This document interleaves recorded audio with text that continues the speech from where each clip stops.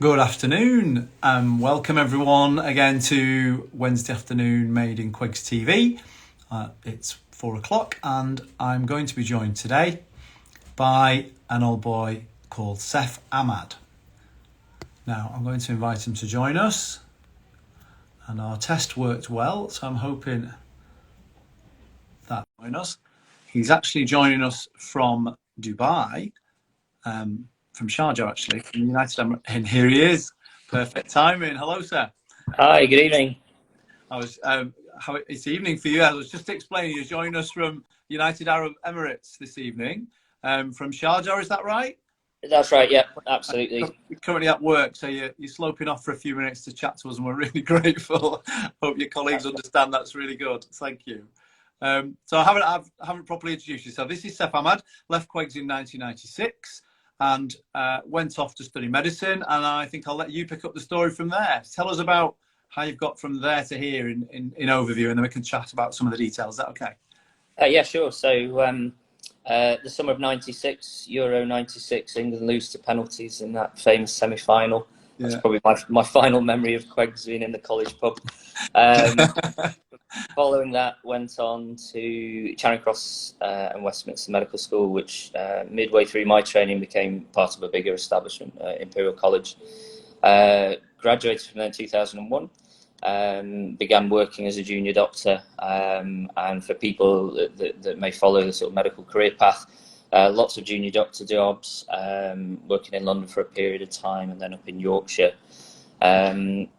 Took on my higher training in emergency medicine around about 2007, and then finished my junior doctor training in 2011, at which point I took up a consultant job in emergency medicine in Cheshire, Mersey, so Warrington for 5 years, and then at Leighton Hospital and Crewe for the last 5 years. And then COVID. And COVID kind of prompted a bit of a change of alignment of priorities, really. And so my wife and I and 2 children made a decision to move abroad, and here we are in United Arab Emirates after sort of 16 months. So I've been working here in an emergency department in Sharjah, as you mentioned. And how's that going? It's great. It's been a real learning curve for lots of many reasons, but I think I'm very privileged in that most doctors that train in the UK stay in the UK, stay within the NHS sort of umbrella. To be given an opportunity to go and work somewhere else where the system is so different. The health system here in UAE follows kind of American sort of model, so it's very, very different. There are pros and cons, as most systems would have, and certainly, yeah, it's different. But it's been a great learning curve. It was great to come out here and sort of see different things, different pathologies, revise new skills and redo old skills that I'd lost touch with. So yeah, it's been great, and the family have really settled. I was going to ask about that because obviously that's different. You've got young children and different change of school, and how have they adapted, and the family generally? Yeah, really well, and I think that was one of our bigger fears when we came out here.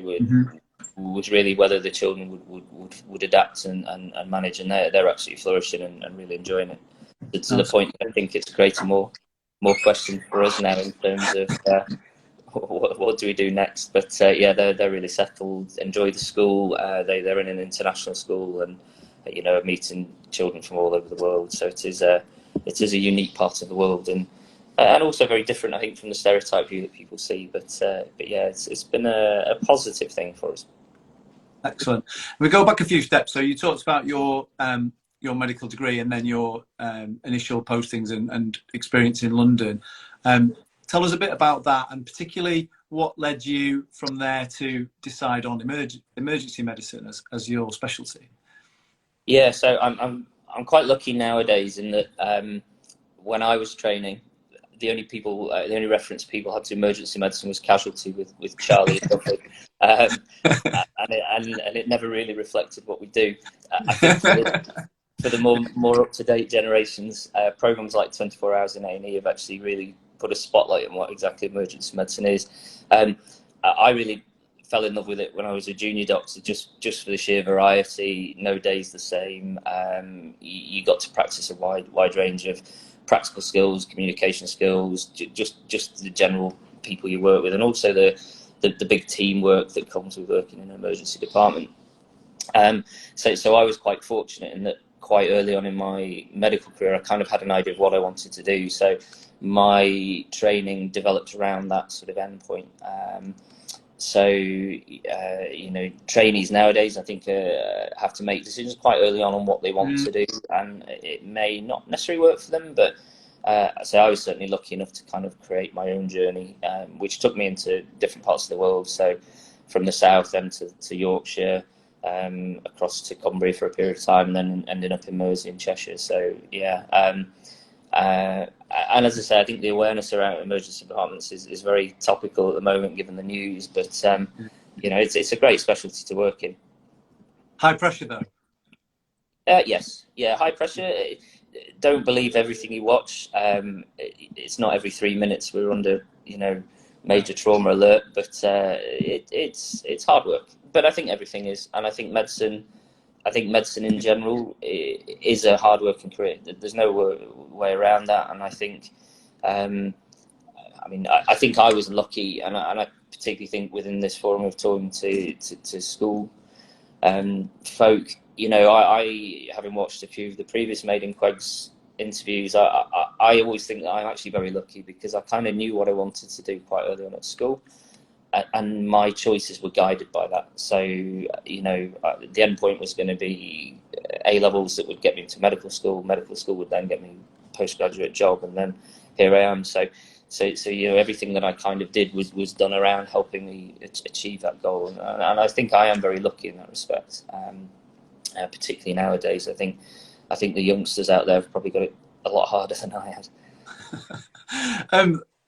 Yeah, that's really interesting. So I have a memory actually of you having an injury at rugby and becoming the team medic because you couldn't play anymore. Is that right, or have I remembered that? Yeah, that was right. That again, ago? Yeah. That part of I seem to remember a conversation a long time ago where that was part of your thinking. Was that true, or have I misremembered? Yeah, absolutely. And a long time ago. A lot of what medicine looks for is work experience and things that show that you're interested in pursuing that career. And for me, alongside doing other bits and pieces for my sort of UCAS form as it was then, that was another string to my bow of why I want to do medicine, what shows I'm committed to it, and yeah, it was good.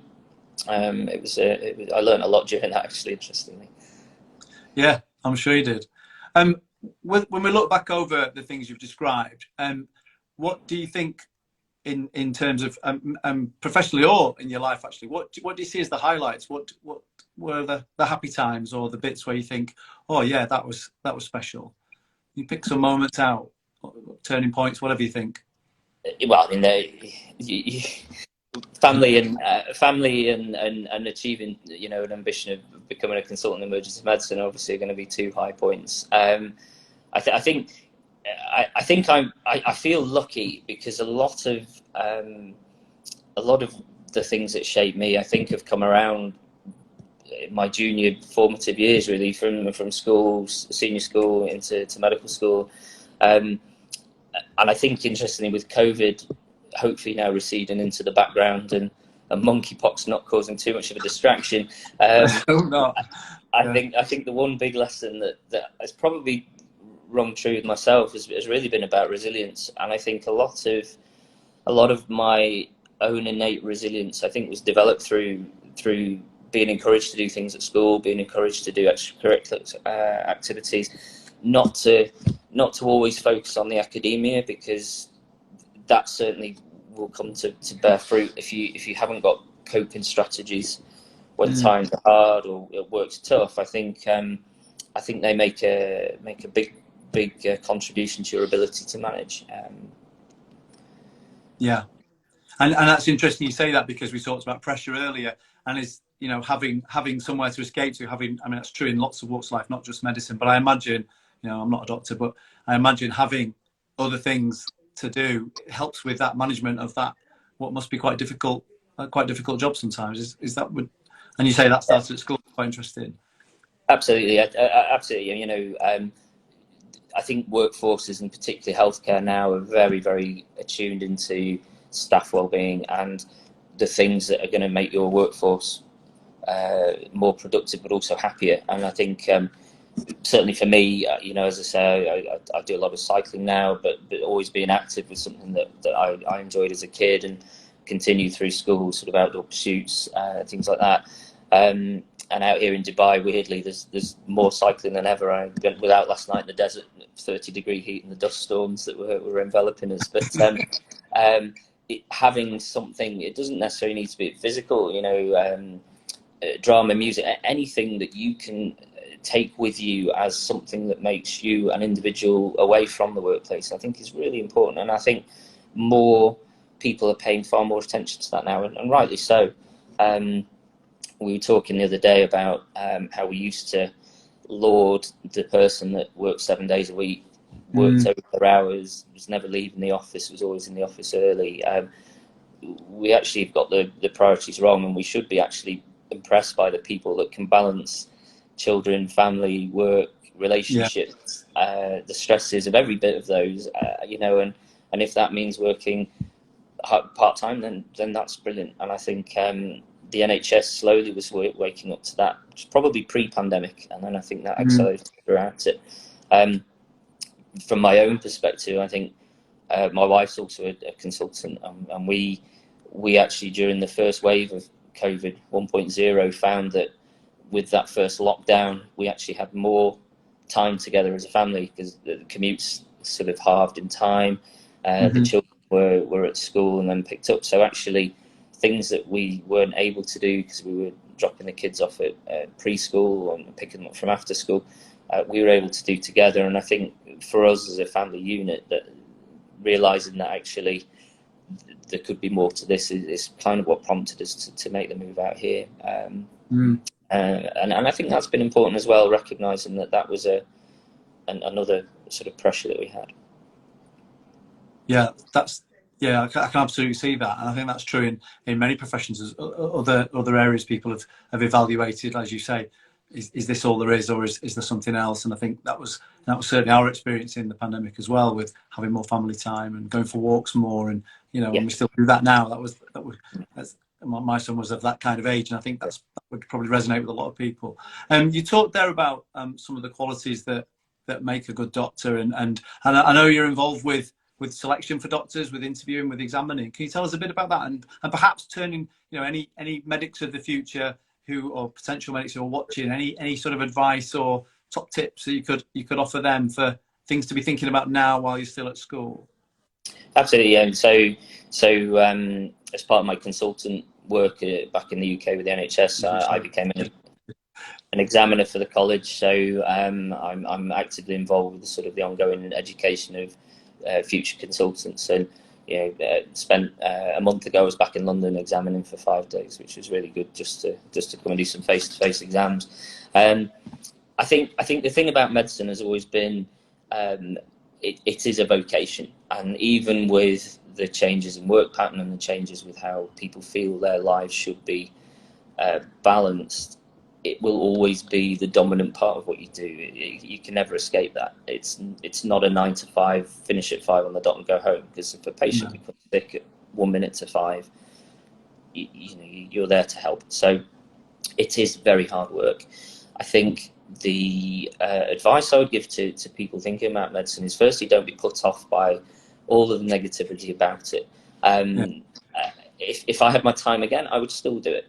And yes, I still moan and I still grumble, but I still love what I do, and I still feel incredibly privileged that I'm able to do that job. Not many people can, and I think COVID again, it kind of proved that the right people were doing the right sort of jobs, because we were faced with something so new. It was exciting. It was hard work. It was stressful, but people in those spheres of work stuck at it and made a difference. And I like to think we make a difference. You can't underestimate, though, the effort that you have to put in. And I think also you can't underestimate how important it is to be making steps at school, sixth form, to show that you're committed to the job. Recruitment and applications to university are still high. It's still incredibly competitive to get in. You know, I reflect back on my days. I was very lucky. I only needed 4 Bs, and I got a place at medical school. I think is now something that is left in folklore. But I think your own communication skills and your own evidence of working with people, particularly when you're at school, I think goes a long way when it comes to selection. You know, you can be very, very intelligent, but unless you're able to communicate well with people, it doesn't matter. That would be my top advice. And as I say, ignore the negativity. If it's something you're passionate and you want to do, you know, go for it. Yeah, thank you. We look back a little bit. So we did talk the other day, and a memory I've got, there's many memories of, you mentioned outdoor pursuits particularly. I remember some long D&V expeditions back in the 90s. I remember a very long walk, the Lightquake walk. What can you remember that? And look back on your time at school. Is there any particular memories of things you did in or out of the classroom that you remember with any fondness, or otherwise, I suppose? Tell us a horror story as well if you like. But no, I mean, you know, the Lightweight walk. I mean, the outdoor pursuits led by Dr. Isaacs, and 42 miles on the summer solstice. It was pretty brutal, but yeah, I can remember the sun rising, and then the last 10 miles just was a perpetual uphill that just never seemed to ease, even though you could see the finish. It was like, oh, this is why are we doing this again? That was all wrapped around that joyous summer of '96, where the whole world was looking on the football world. Football's coming home, even though it never did. never quite did. But no, I think you know, I think my time at school, it was, as I said before, I think a lot of it was around the extracurricular things that went with it. So the outdoor pursuits, the Duke of Edinburgh, you know, Dean Burnell sort of leading that up at the time, and the long drives up to Windermere on the coach when we were off to the IV in Windermere. But no, I think they all stuck with me, and I think that kind of ethos that everybody did something. You know, everybody in your class would be doing something, would be involved in something. I think always resonated and kind of gave you that perspective of you know, you can stand still and just do the bare minimum, but most people strive to do a bit more, and I think you felt you needed to be part of that. So yeah, you know, that was a good summer. That last summer of '96. Brilliant. And you mentioned Mr. Burnell there. Any other teachers whose names spring to mind if you think back to school? Any particular memories? Yeah, I mean, I think the one guy, there were a couple of guys that would probably spring to mind. Terry Spencer, my form tutor in sixth form. Really, yeah, absolutely great guy, and you know, really, again, fantastic at just guiding me in the right path to get where I needed to be. Particularly, as I remember when we were handwriting UCAS forms for application for university. You know, it was completely an alien concept now. We would handwrite anything. Yeah. And then obviously the other guy I think that was very important for a lot of probably medics was George Garosi, who was our biology teacher at the time. He was just a very impressionable character that you know, I think he inspired as many as he turned off in equal regard. But he was fantastic, and you know, I owe those guys and a lot of the senior staff in general, I think, a lot of thanks, really. As I say, it did go a long way to forming who we are as individuals. That's really good. And your A-levels were biology, chemistry, English language and general studies. So yeah, absolutely. Yeah. So I was probably one of the first medics. Didn't think you did maths. I was trying to remember. No, I wasn't cut out for 3 sciences at all. So I think that's it. Again, just shows you that the medicine even back then was trying to become a little bit more inclusive and a little bit more aware that 3 sciences isn't necessarily the thing that makes good clinicians. And so yeah, English language is my third A level, which focuses on communication and particularly on methods and styles of communication and analysing that. Really interesting. Absolutely. And would you say that's been useful in your career, having studied that? Would you? I think so. Drawn upon that at any point? Yeah, I mean, I think it drew me away a little bit from being very science heavy, and I think the lesson I know now is if you can't communicate with a patient well, it doesn't matter how clever you are at making a diagnosis, because you need that patient to be able to give you the information. And that's why a lot of the focus at medical school entry is really about how do you interact with people, how do you communicate, and what can you show to evidence that? Because you know, I know some really talented clinicians that are incredibly bright, and over the years have sometimes struggled a bit with patients because they don't have that intrinsic ability. It's not something you can learn, it's not something you have, it's something you kind of develop. And I think, as I say, very much that's often the focus from a medical school point of view and onwards. Communication skills is as important alongside the non-technical skills that we sort of develop as well. And you know, there's a lot of human factors work going into trainees and how we can improve that side of things too, which is really positive. That is good, and I absolutely echo. You know, that's true in many disciplines, but particularly in medicine, I think that comes through stronger and stronger. It's understanding the importance of it as well, so that you can, if it isn't something that comes as naturally to you or that you feel confident with, you know that it's something to develop. I remember, I wouldn't count you in this list, but there are old boys who perhaps were more reticent, shy even at school, but who've gone on to do medicine and other fields, and they've become much more confident. But it's something that you do on the job, as it were, I guess. Yeah. Interestingly, today you mentioned George Crossley. I was looking at some photographs, and they're 30 years old, because 30 years ago this year, the school had a special visitor, and George is in some of these pictures in a biology lab. The day the Queen visited, you were here then. Obviously, with the Jubilee coming up, that's the focus in school as a civic service. What were you doing the day the Queen came? Can you remember? Were you a demonstrator, or what was the story? No, I remember just being in the classroom. I don't think I was chosen for anything special. What I do remember are the snipers on the roof. Really? Yeah, and I remember, I think the night before when we left the classroom, there were people going through the classrooms checking everything. It was quite interesting. And then obviously all being out in the playground when Her Majesty was there on the lectern with Mr. Mardling. And I can't quite remember what she received, but we all had to give her 3 cheers, I think. But yeah. Lots of photographs of that. Yeah, absolutely. Yeah, gosh, 30 years ago. Crikey. 30 years ago now, and it was the 27th of March 1992. I wouldn't have known that off the top of my head, but I've seen it written today.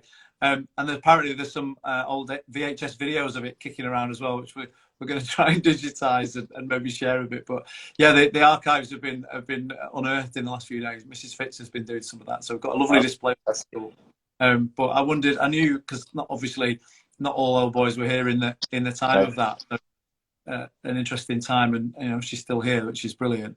Have you got any sort of?